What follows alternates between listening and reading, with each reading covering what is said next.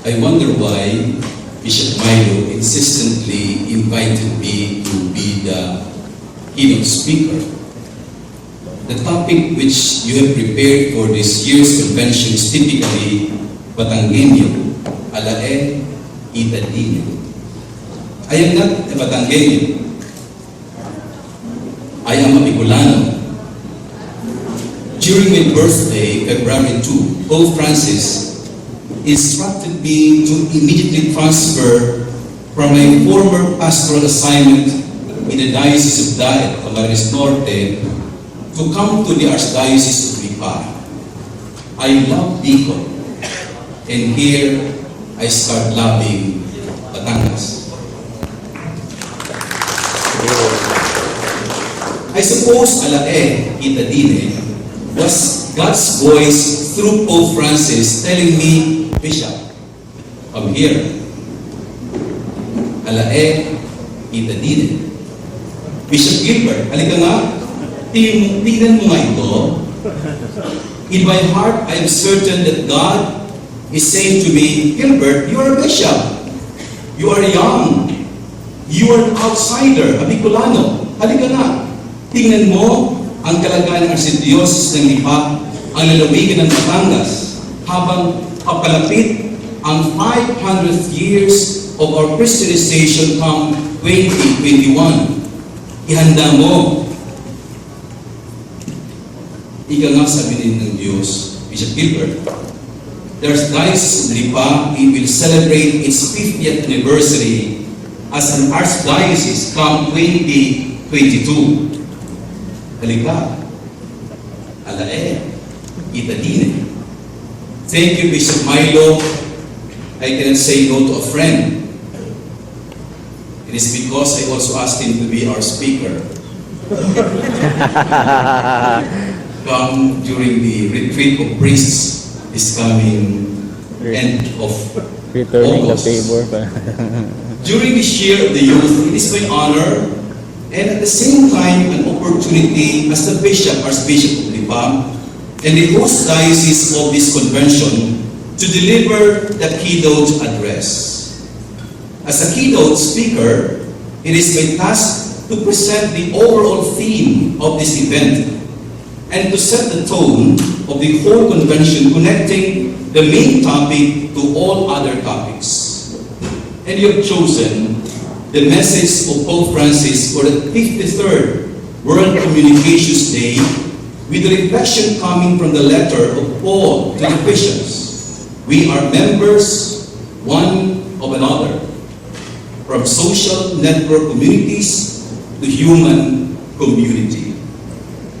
Allow me to start this keynote address by refreshing our mind with the open letter presented by the Filipino youth, addressed to bishops, priests, consecrated men and women, to the parents, the elders, to our young Filipinos and Filipinas. And I say, this open letter is also addressed to us, who are practitioners of social communication.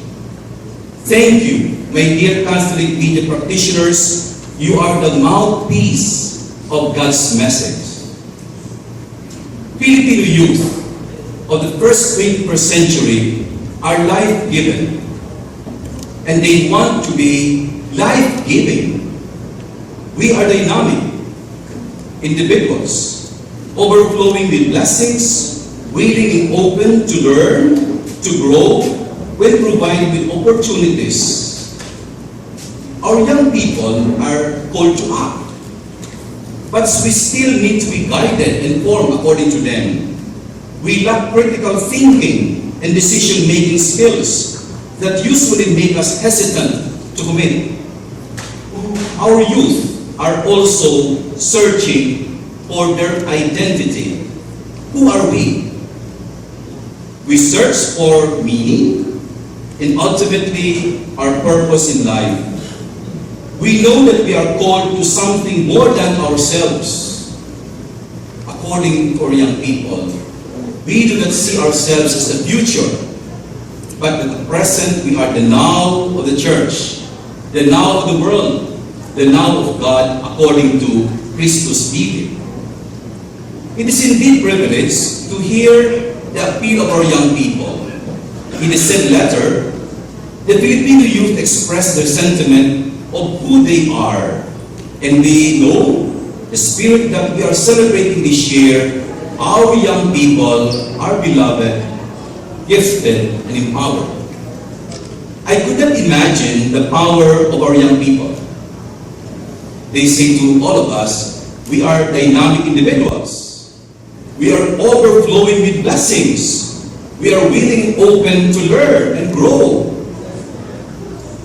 In the Global Summit held last year, August 25, at SM Mall of Asia, the director of the United National Development Program, Titon Mitra, said that the Philippines should take advantage of its young population, saying that the data that there are 1.4 billion people 10 to 24 years old in the world.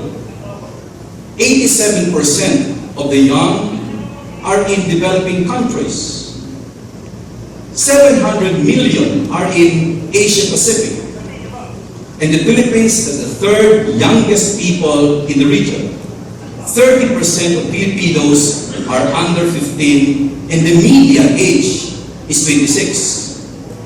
Truly, a significant number of young people is both potential quality and numerical quantity of power. We all want to belong. This is an expressive statement of our young people. We want to belong. But how do our young people and even Filipinos express this desire for connectivity? How? Referring back to the letter, it says, we want to belong more than anything else. We seek a community that empowers, encourages, and challenges. Our young people, and I say Filipinos, consider friends and social relationships very important. They are part of the environment that we live in. The letter of the youth describes significant others, the person of connectivity, as people who not only journey with us and encourage us, but also form and influence us.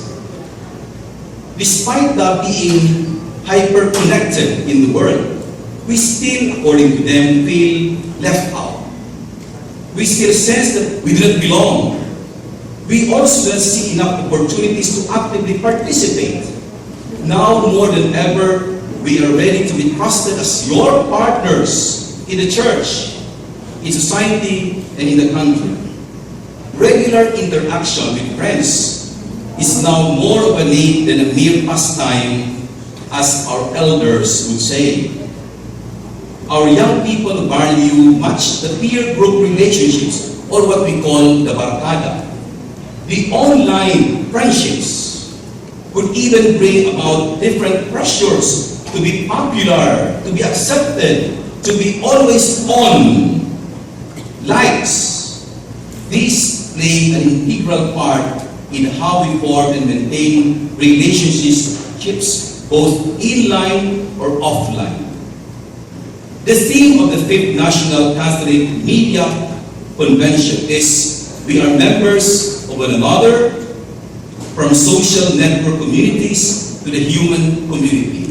Where do we start? Where do we start? Or shall I say, what shall be the point of reference, considering the appeal from social network communities to human community? How do we rewire connectivity from social network communities to human community? I offer 4 possible options which Pope Francis proposes on several occasions. 1. Review and discern our situation in life. 2. Develop the culture of encounter. 3. Learn from the school of humanity, the family, according to Gaudium et Spes. And 4, tune in to God, to Jesus, who is the source of communication. Jesus, the source of community. The Father, the Son, and the Holy Spirit. I start with the review and the discernment of our situation. Pope Francis, in his apostolic exhortation Evangelii Gaudium, has expressed his invitation to all of us Catholics, saying, I exhort all communities to be ever watchful in scrutinizing the signs of the times. In a said document, Pope Francis advises us that we should be vigilant, discerning, at certain factors which can restrain or weaken the impulse of missionary renewal in the church. Either one, they threaten the life and dignity of our people, or number two, they affect those who are directly involved in the church or institutions, particularly in the work of evangelization. Notice that we have to be very cautious of this if it already threatens the life and dignity of God's people, and if it affects you, all of us who are pastoral workers.